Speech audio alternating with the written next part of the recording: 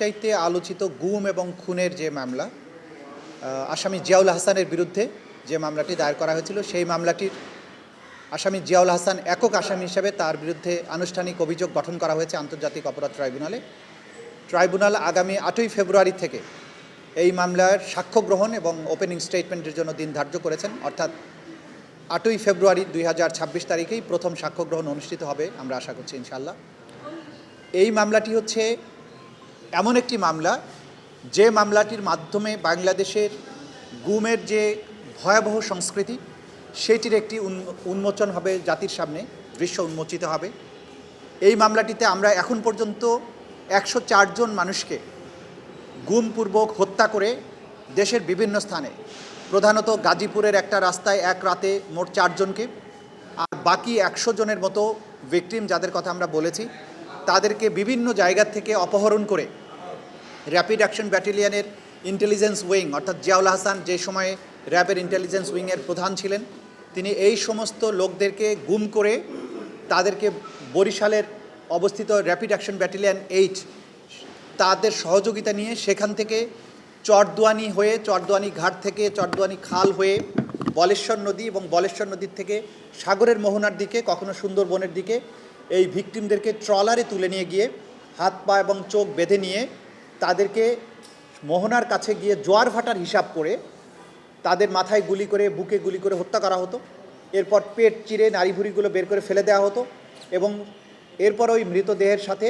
তাৎক্ষণিকভাবে সিমেন্টের ব্যাগ অথবা ইটের ব্লক বেঁধে তাদের লাশগুলোকে ডুবিয়ে দেওয়া হতো। কখনো কখনো কিছু এলাকায় বনদস্যু অপারেশনের নামে এই অভিযানে যাওয়া হতো। ভিকটিমদেরকে হাত পা চোখ বেঁধে ট্রলারে নেওয়া হতো, জঙ্গলের ভিতরে গিয়ে ব্যাপকভাবে গোলাগুলি করে একটা আবহ তৈরি করা হতো যে এখানে অনেক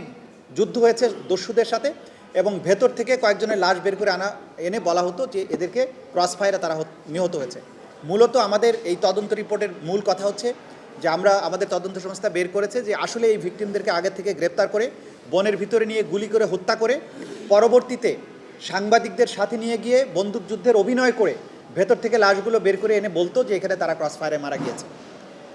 এইভাবে ক্রসফায়ারে মানুষ হত্যা এবং ট্রলারে করে গুমের শিকার লোকদেরকে সাগরে বা নদীতে নিয়ে গিয়ে এইভাবে নির্মমভাবে হত্যা করে তাদের লাশ যে গুম করে দেয়া, এইরকম 104 জনের ব্যাপারে এখন পর্যন্ত এই মামলায় অভিযোগ আনা হয়েছে। এই আসামির বিরুদ্ধে আরও অনেক গুমপূর্বক খুন এবং তাদের লাশ পেট কেটে নদীতে সাগরে ভাসিয়ে দেওয়ার আরও বেশ কিছু হত্যাকাণ্ডের বিবরণ তদন্তাধীন আছে, যেগুলো খুব সহসাই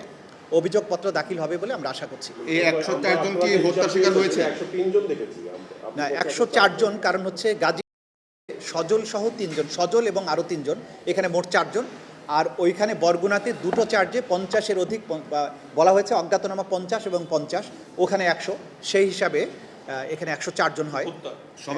সবাইকে গুমপূর্বক হত্যা, শুধু হত্যা না, তাদেরকে গুম করা হয়েছে, তারপরে একটা নির্দিষ্ট সময় গোপন বন্দিশালায় আটক রাখা হয়েছে, টর্চার করা হয়েছে, এরপরে তাদেরকে ঢাকা থেকে বা বিভিন্ন জায়গা থেকে বরিশালে নেওয়া হয়েছে, বরগুনাতে নেওয়া হয়েছে, তাদের চোখ পা হাত বেঁধে ট্রলারে উঠানো হয়েছে, তারপরে ট্রলার চালিয়ে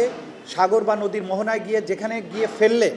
লাশগুলো ভেসে আবার উজানে আসার কোনো আশঙ্কা নেই সেই রকম একটা জায়গায় নিয়ে গিয়ে তাদের মাথা এবং বুকে গুলি করা হয়েছে এবং কমান্ডো নাইফ দিয়ে পেট চিরে নাড়িভুড়ি ফেলে দেওয়া হয়েছে। এই অপারেশনটাকে তারা বলতো গেস্টাপো অপারেশন, অর্থাৎ গুমপূর্বক গুলি করে হত্যার পরে নাড়িভুড়ি কেটে ফেলে দিয়ে